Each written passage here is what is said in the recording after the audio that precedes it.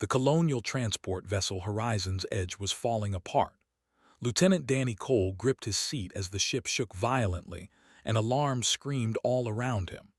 Through the cracked cockpit window, he could see the purple sky of Velar Prime rushing toward them at terrible speed. The engines had failed 20 minutes ago, and nothing the pilot tried could bring them back online. Danny was part of a diplomatic team sent to meet them for the first time. Humanity had only discovered this alien species 6 months ago, and the politicians back on Earth were eager to make friends. They were an old species. They had been traveling between stars for thousands of years before humans even learned to make fire. Everyone said this mission would change history. Now it seemed like history would remember them as a footnote. A failed first contact that ended in a crashed ship and dead diplomats. The pilot shouted something, but Danny could not hear it over the noise. Then the world turned upside down and everything went dark. When Danny opened his eyes, he was lying on the ceiling of the ship. No, that was wrong. The ship had flipped over and he was lying on what used to be the ceiling. His head was pounding and there was blood running down his face from a cut somewhere above his hairline. He tried to move and immediately regretted it. His left arm was broken. He knew it the moment he tried to push himself up. The pain shot through him like electricity, and he had to bite down hard to keep from screaming. He looked at his arm and saw that it was bent at an angle that arms should never bend. The bone had not broken through the skin, but it was close. He could see the shape of it pushing against his flesh from the inside. Danny took several deep breaths and forced himself to think clearly. He needed to get out of the ship. There was smoke coming from somewhere behind him, and he could smell burning chemicals. If the fuel cells caught fire, he would be cooked alive inside this metal coffin. He used his good arm to drag himself toward a gap in the hull where the metal had been torn open during the crash. Every movement sent waves of agony through his broken arm, but he kept going. He had survived worse during his training back on Earth. At least that was what he told himself. The gap was just wide enough for him to squeeze through. He emerged into bright purple daylight and collapsed onto rocky ground. The air of Velar Prime smelled strange, sweet and metallic at the same time. He lay there for a moment just breathing and trying not to pass out from the pain. When he finally managed to lift his head, he saw that the ship had come down in some kind of desert. Rocky hills stretched out in every direction under a sky that was completely wrong. No blue anywhere, just shades of purple and violet with two small suns hanging near the horizon. He could hear sirens in the distance. They must have seen the crash. Help was coming. Danny forced himself to stand. His legs were shaky, but they worked. His left arm hung uselessly at his side, and every step made the broken bones grind against each other. He walked away from the wreckage because he did not trust it not to explode. The emergency vehicles arrived faster than he expected. They were sleek white crafts that floated above the ground without any visible wheels or engines. They made a strange humming sound that Danny could feel in his chest more than hear with his ears. The who emerged from the vehicles were unlike anything Danny had seen before. They were tall and thin with gray skin that seemed to shimmer slightly in the light. Each one had 4 arms, and their faces were dominated by enormous black eyes that reflected the purple sky like mirrors. They moved with a graceful efficiency that made Danny feel clumsy and broken by comparison. One of them approached him directly. She was wearing what looked like medical clothing, and she carried some kind of device in 2 of her 4 hands. Danny assumed she was female based on her slightly smaller build, but he honestly had no idea how to tell genders apart. The medic stopped a few feet away and stared at him with those huge dark eyes. She seemed surprised, maybe even shocked. Danny wondered if he looked that bad. She spoke, and a moment later a mechanical voice translated her words into English. "You are the human. You are injured. You should not be standing." Danny tried to smile, but it probably looked more like a grimace.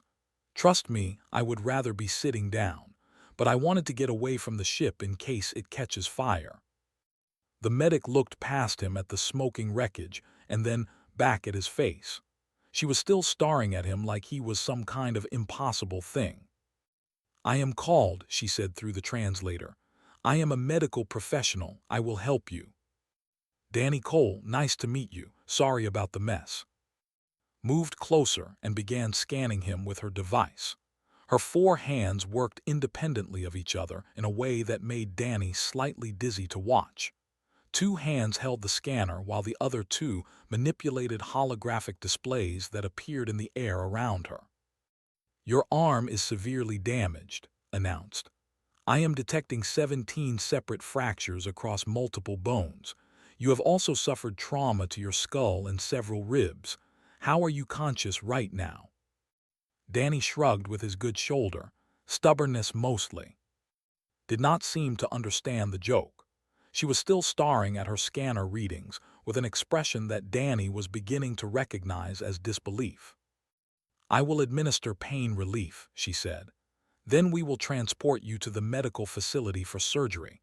Your arm will need to be removed and replaced with a prosthetic limb. I am sorry.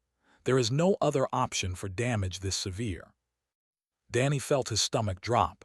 "Wait, removed? You mean amputated?" "Yes, the bones cannot be repaired. They must be replaced entirely." "No, no, no. Hold on. Where I come from, we do not amputate arms for broken bones. We set them and let them heal." Paused in the middle of preparing an injection.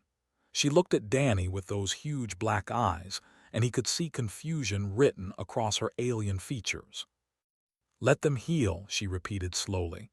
"I do not understand. Bones do not heal. They are structural components. When they break, they must be surgically fused or replaced." Danny opened his mouth to argue, but the pain chose that moment to catch up with him. His vision went gray around the edges, and his legs gave out beneath him, caught him with 2 of her arms before he hit the ground. The last thing he heard before losing consciousness was calling for assistance in her own language. Her voice sounded urgent and afraid. Danny wondered what she had to be afraid of. He was the one with the broken arm. Danny woke up in a room that was completely white. The walls were white. The ceiling was white. Even the bed he was lying on was white. The only color came from the holographic displays floating in the air around his bed and the soft blue light emanating from a device attached to his broken arm. He tried to sit up and found that he could. His arm still hurt, but the pain was distant now. Whatever medication they had given him was working. 3 stood on the far side of the room. Was one of them. The other 2 were older and wore different colored clothing that Danny assumed indicated higher rank.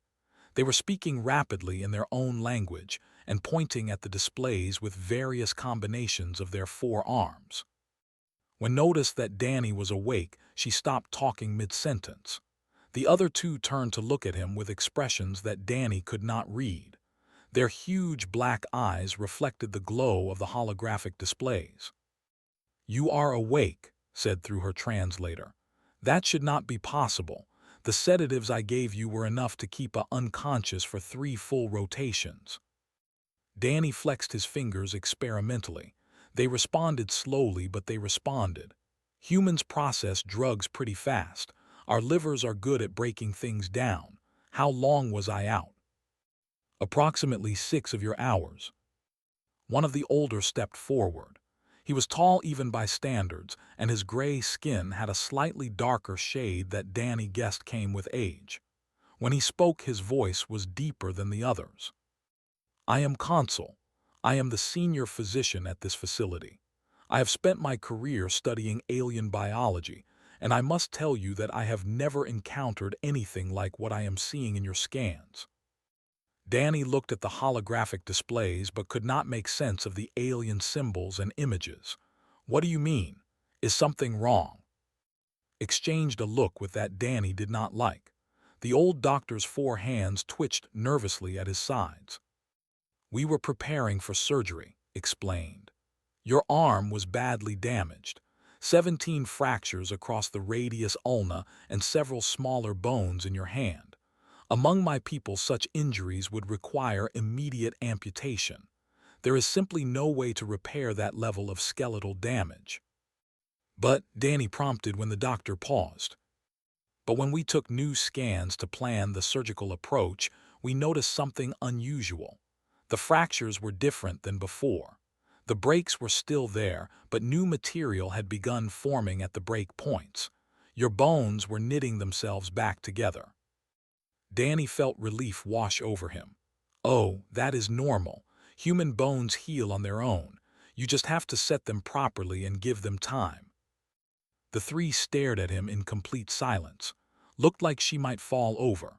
The third, who had not yet spoken, was gripping a nearby console with all four of his hands. Was the first to find his voice. You are telling me that your species can recover from skeletal damage without surgical intervention, that your bones simply repair themselves. Yes, it takes a few weeks for minor breaks, a couple months for something bad like this, but they heal. Weeks, repeated. She said the word like it was something dangerous. Your bones can reconstruct themselves in weeks. With proper care, yes. We usually put the limb in a cast to keep everything aligned while it heals. Did your scans pick up my old fractures? Nodded slowly. We detected evidence of previous skeletal trauma throughout your body. We assumed they were birth defects or failed surgical repairs. Danny almost laughed. No, those are just old injuries. I broke my collarbone when I was 8, cracked some ribs in high school, fractured my ankle during military training. They all healed up fine. The third finally spoke. His voice was higher than the others and slightly unsteady. I am Vel. I am a researcher specializing in comparative xenobiology. May I ask you some questions? Sure. Vel approached the bed with careful steps like he was approaching a wild animal.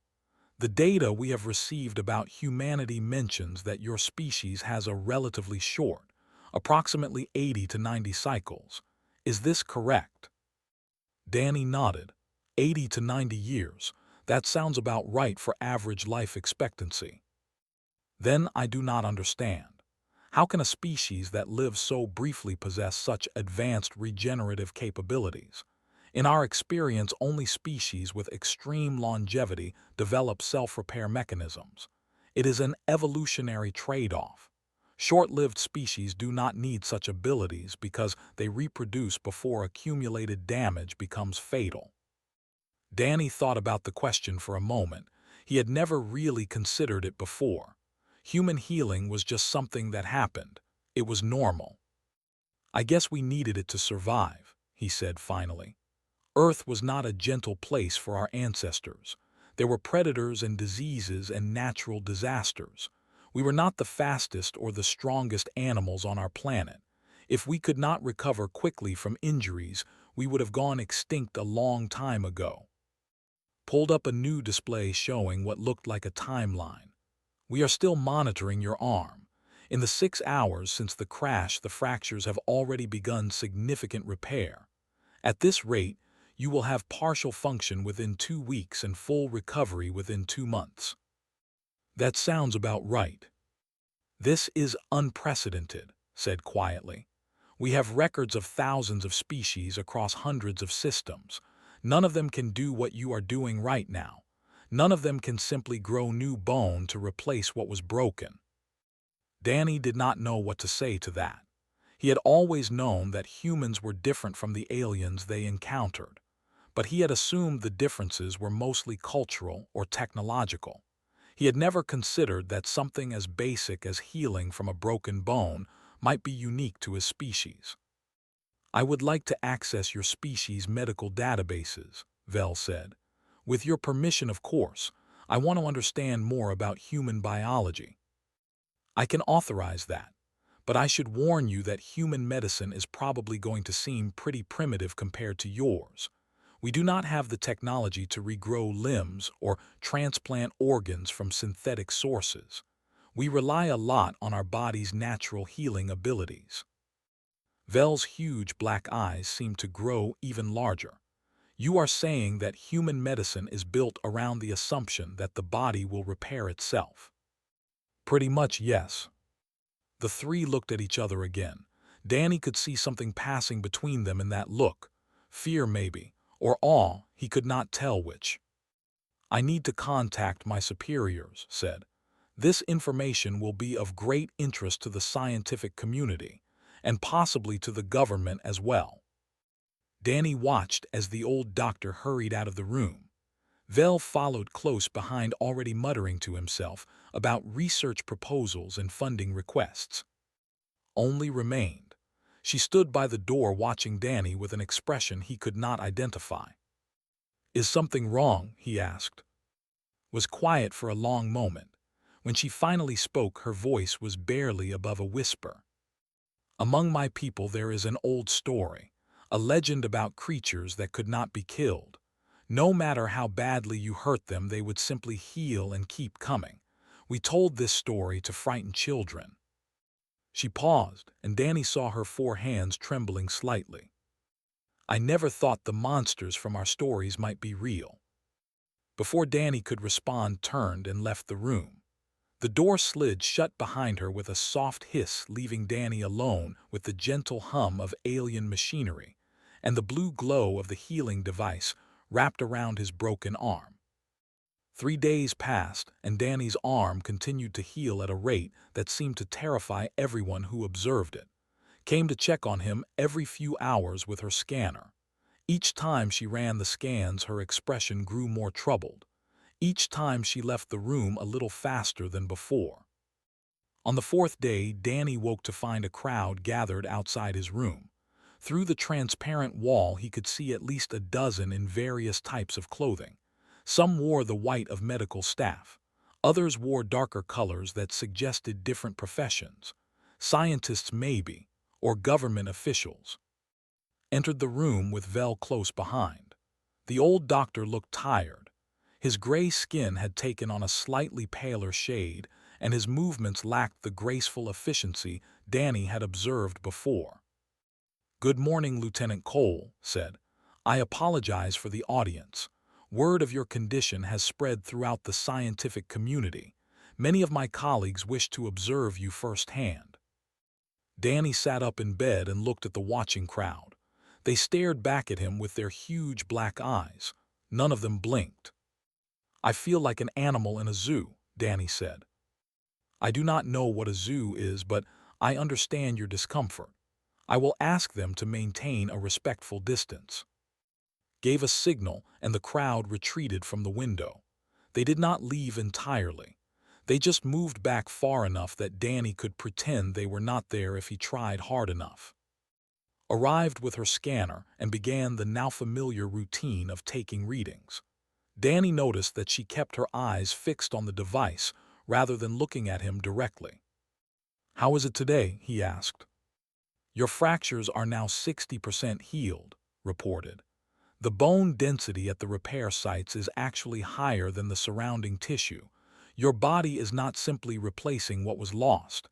It is building something stronger. Danny flexed his fingers.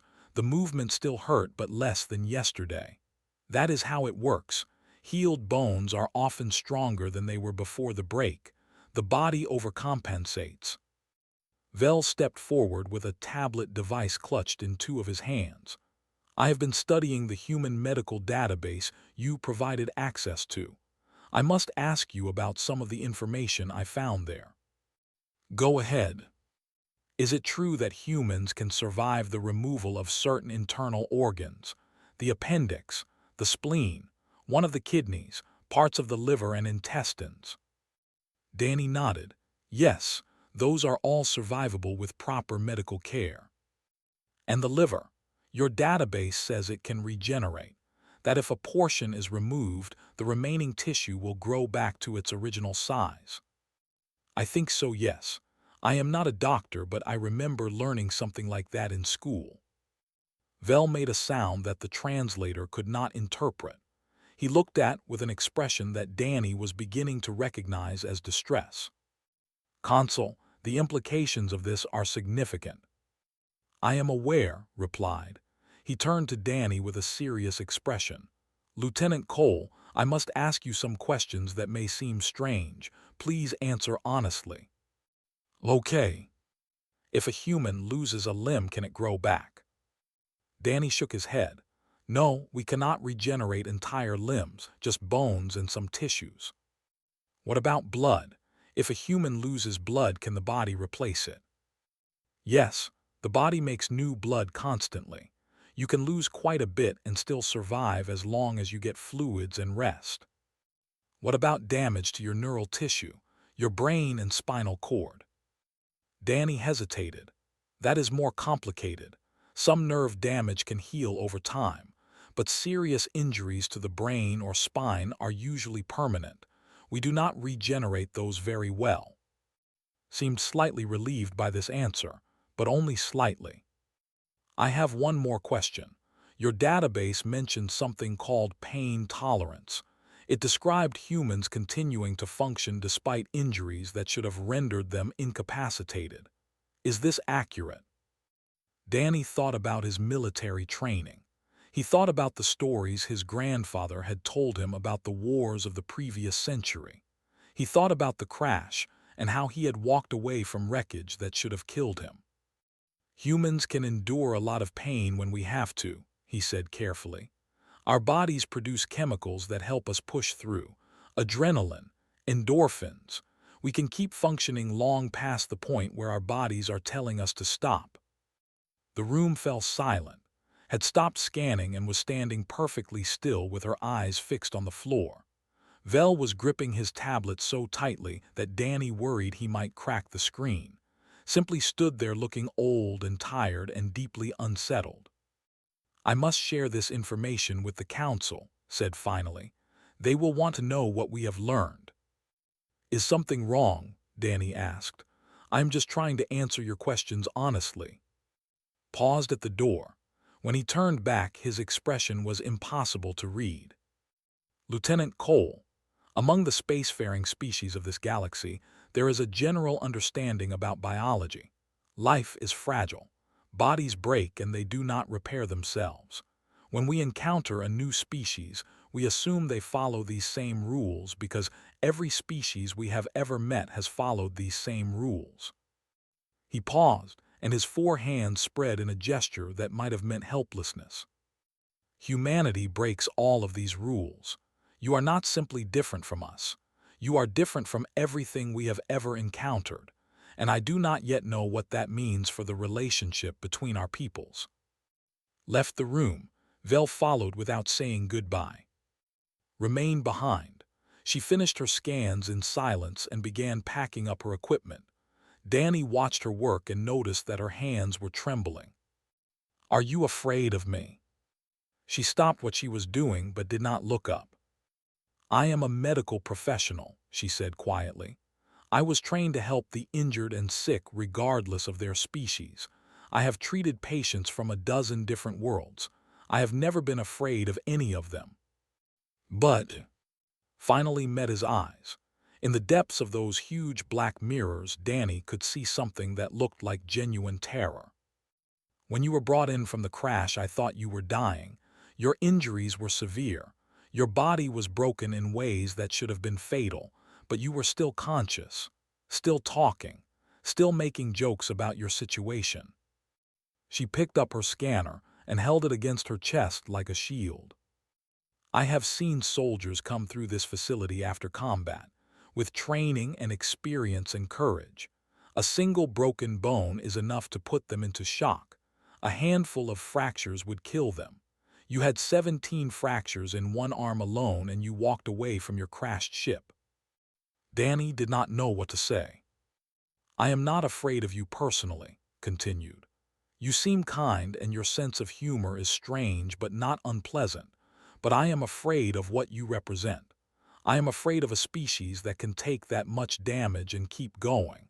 I am afraid of what would happen if humanity ever decided to make war instead of peace. She moved toward the door with quick steps. I am going to request a transfer to a different facility. I hope you understand. Danny watched her go. The door slid shut and he was alone again with only the watching crowd outside his window for company. He looked down at his healing arm. The bruises were fatting. The swelling had gone down. Beneath his skin, he could feel the bones slowly knitting themselves back together. It was such a normal thing, such a human thing. He had never realized it might be terrifying. The news spread faster than anyone expected. Within a week, every major information network on Velar Prime was running stories about the human who could heal himself. The coverage ranged from cautiously optimistic to openly fearful, depending on the source. Danny watched some of the broadcasts from his hospital bed and felt increasingly uncomfortable with his sudden fame. He was no longer just a diplomatic envoy who had survived a crash. He had become a symbol, a representative of everything that made humanity strange and frightening to the people. Had kept her word and transferred to another facility. Danny found that he missed her quiet presence during the daily medical checks. The new medic assigned to him was professional but distant. She performed her scans quickly and left without making conversation. On the 10th day, Consul visited Danny's room with a tablet clutched in his upper hands. The old doctor looked even more tired than before. Dark circles had appeared under his huge black eyes, and his movements had lost their former grace. "I have been reviewing the data we collected," said, "and I have been doing additional research into human biology using the archives you provided. I wanted to share what I have learned with you before I present my findings to the Council." Danny nodded. "Go ahead." Activated the tablet, and a holographic display appeared in the air between them.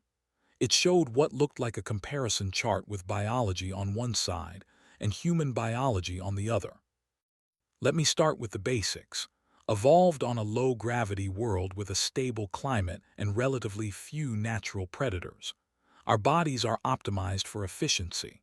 We are tall and slender because we do not need heavy muscles or dense bones. Our organs are delicate because they never needed to be anything else. He gestured, and the display shifted to show a skeletal structure. Our bones are thin and hollow. They provide support without adding unnecessary weight, but this also means they break easily and cannot repair themselves. A single fracture can cripple us for life. Multiple fractures are almost always fatal. Danny thought about his own skeleton, dense and heavy compared to the delicate structure shown on the display, built to withstand impacts and heal from damage. Now compare this to human biology, continued. You evolved on a high-gravity world with extreme climate variations and countless natural threats. Your bodies are built for survival in hostile conditions.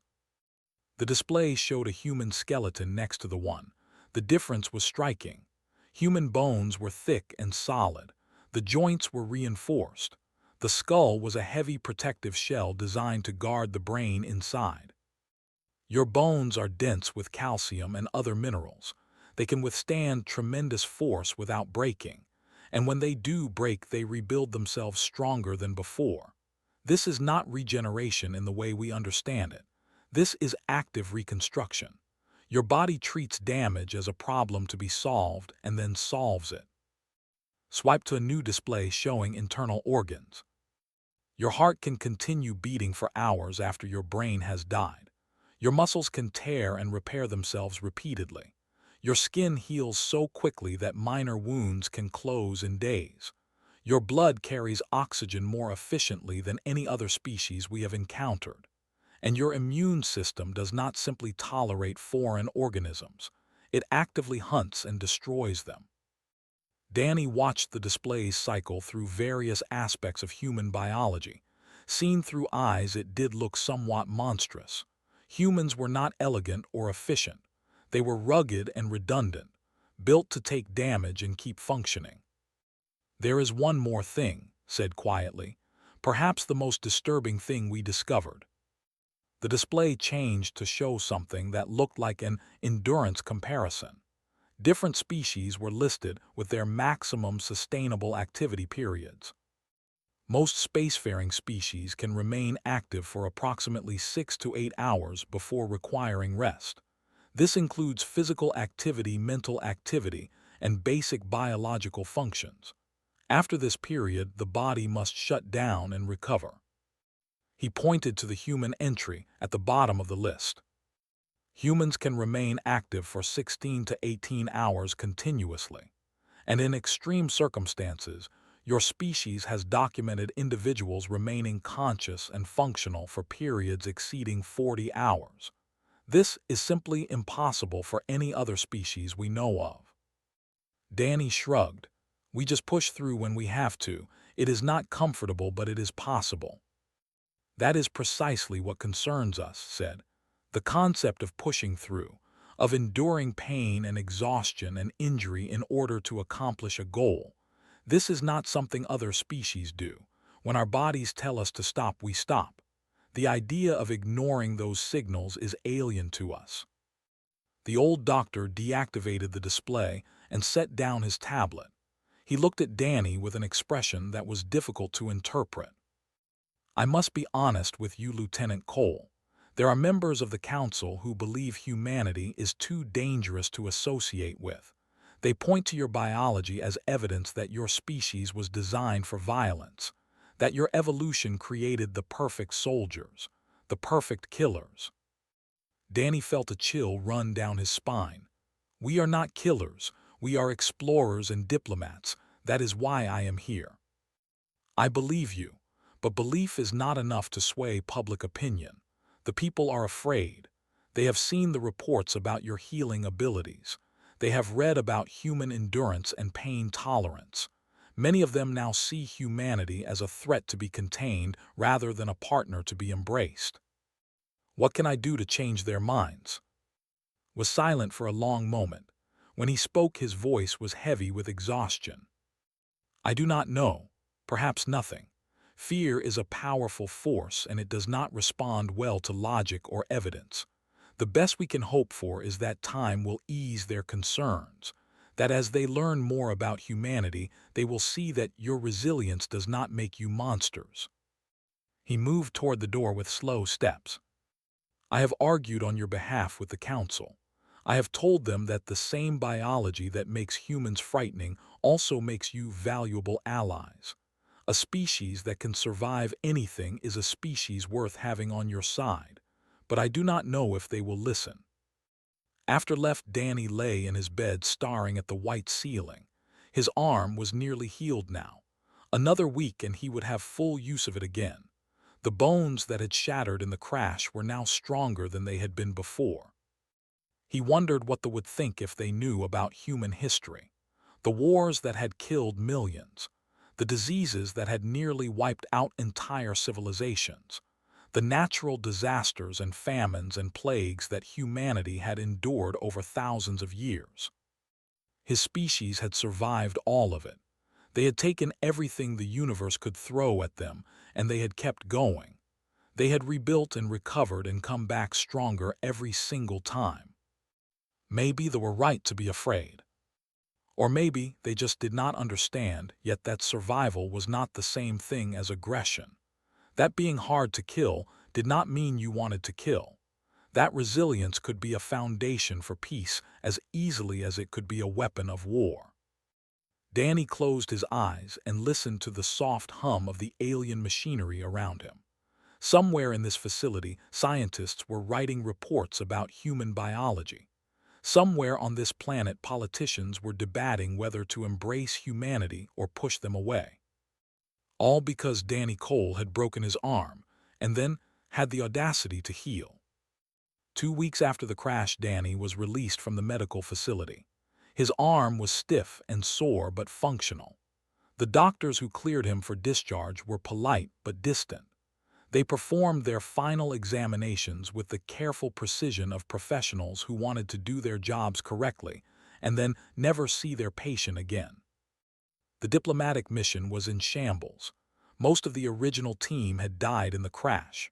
The few survivors had been evacuated back to human space while Danny was recovering. He was now the only human on Velar Prime, and the weight of that responsibility pressed down on him like a physical force. He was sitting in the quarters they had assigned him when the communication terminal chimed. The face that appeared on the screen was human and familiar. Ambassador Laura Hayes was a veteran diplomat with gray hair and sharp eyes that had seen decades of alien negotiations. Lieutenant Cole, good to see you on your feet again. I am on my way to Velar Prime right now. I should arrive within 3 days. Danny felt relief wash over him. I am glad to hear that, Ambassador. Things have gotten complicated here. I have read the reports. They are spooked about human biology. This is not the first time we have encountered this reaction. It will not be the last. How do we fix it? Laura smiled. It was a tired smile, but a genuine one. The same way we always do, we show them who we really are, not the monsters they imagine, but the people we actually are. It takes time and patience, but it works. She leaned closer to the screen. In the meantime, I need you to do something for me. The council has agreed to a preliminary meeting tomorrow. They want to discuss the future of human relations. I want you to attend as my representative until I arrive. Danny's stomach dropped. Me? I am not a diplomat, I am just a military liaison. You are also the human they have been studying for 2 weeks. You are the face of humanity on that planet right now, whether you like it or not. Use that. Show them that the man behind the scary biology is just a person. The connection ended, and Danny was left alone with his thoughts. He looked down at his healed arm and flexed his fingers. The movement was smooth and painless now. The bones had knitted themselves back together as if the crash had never happened. The council chamber was enormous. High ceilings stretched up into darkness, and the walls were lined with holographic displays showing information in symbols Danny could not read. Hundreds sat in tiered seating that surrounded a central platform where Danny now stood alone. The council members sat in elevated positions looking down at him with their huge black eyes. Danny counted 12 of them. 12 leaders of an ancient civilization that had spread across the stars when humanity was still learning to farm. The eldest council member spoke first. Her voice was soft but carried clearly through the chamber. We have reviewed the medical data collected during your recovery. We have read the reports provided by Consul and his team. We have studied the human biological archives that you shared with us. We are still processing what we have learned. Danny nodded. I understand that our biology is different from what you expected.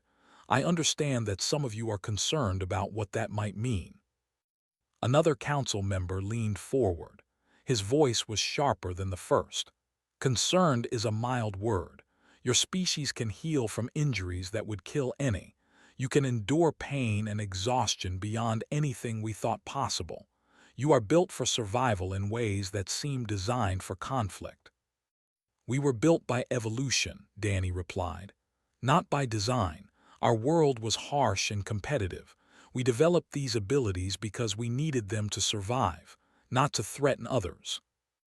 And yet you have a long history of threatening each other, the sharp-voiced council member continued.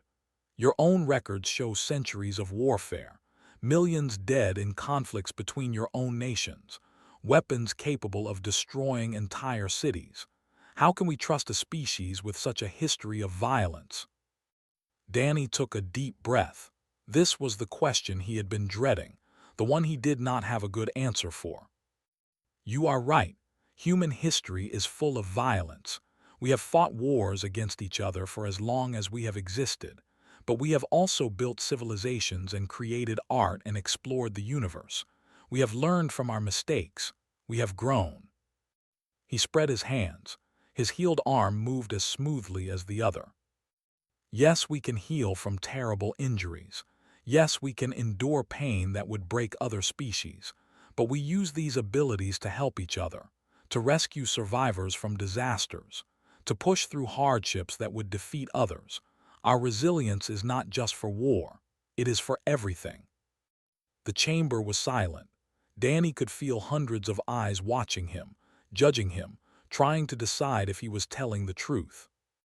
The eldest council member spoke again. Ambassador Hayes will arrive in 3 days. We will continue these discussions with her. But I have one more question for you, Lieutenant Cole. Yes. When you walked away from your crashed ship with a shattered arm, you could have waited for rescue. You could have stayed where you were and let the pain take you, but instead you walked. Why? Danny thought about the question. He remembered the smoke and the blood and the grinding agony of broken bones shifting with every step. Because giving up was not an option. There might have been other survivors who needed help. There might have been a fire that could spread. I walked because walking was what needed to be done. The pain was secondary to the mission. The council member nodded slowly. That is what frightens us, that willingness to ignore your own suffering for the sake of a goal. Among our people, such dedication would be considered madness. Among mine, it is considered normal. Another long silence. Then the eldest council member stood. We will deliberate on what you have told us. This session is concluded. Danny watched the council members file out of the chamber.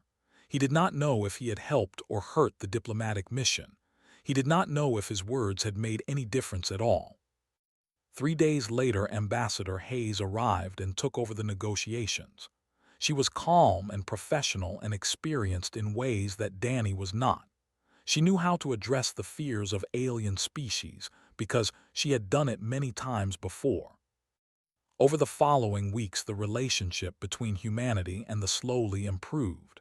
Fear gave way to curiosity. Curiosity gave way to cautious interest. The council agreed to continue diplomatic talks and eventually signed a preliminary treaty of cooperation.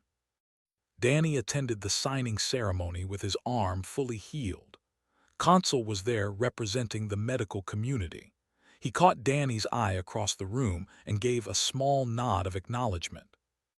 After the ceremony, Danny found himself standing alone on a balcony overlooking the alien city. The purple sky was beautiful in a strange way. The buildings stretched toward the twin suns like prayers written in glass and metal. He heard footsteps behind him and turned to find standing in the doorway. She looked different than he remembered. Still nervous, but something else too. Determined, maybe. I heard about your testimony to the council, she said. I watched the recording. I did not know it was being recorded. Everything is recorded here. She moved to stand beside him at the railing. You spoke well. I think you helped some people understand. Danny shrugged. I just told the truth. Humans are not monsters. We are just survivors. Was quiet for a moment. When she spoke again, her voice was soft. I requested a transfer after treating you because I was afraid. I have thought about that decision every day since. I ran away from something I did not understand instead of trying to learn more about it. She turned to face him. In her huge black eyes, Danny could see the reflection of the purple sky. I have applied to join the Human Medical Exchange. If humanity is going to be part of our galactic community, then we need to understand your biology. Not as something to fear, but as something to learn from. Danny extended his hand in the human gesture of greeting, looked at it for a moment, and then reached out with one of her own hands to take it. Her grip was light and delicate. His was firm and warm, two species meeting across a gulf of evolution and fear. Welcome to the exchange, Danny said. Almost smiled. Your bones are strong. I can feel them through your skin. They heal well too. Yes, I remember. They stood together on the balcony watching the sun set over an alien world. Two people from two different species who had found common ground in the strangest of circumstances. Behind them, the treaty signing continued. Politicians and diplomats discussed trade agreements and cultural exchanges and the future of cooperation.